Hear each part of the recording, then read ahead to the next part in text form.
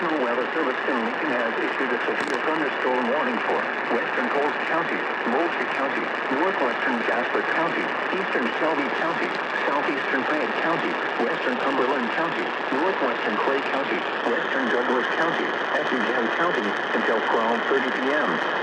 At 12 or 4 p.m., severe thunderstorms were located along a line extending from New Hammond to near Neoga to near Mason, moving northeast at 40 miles per hour.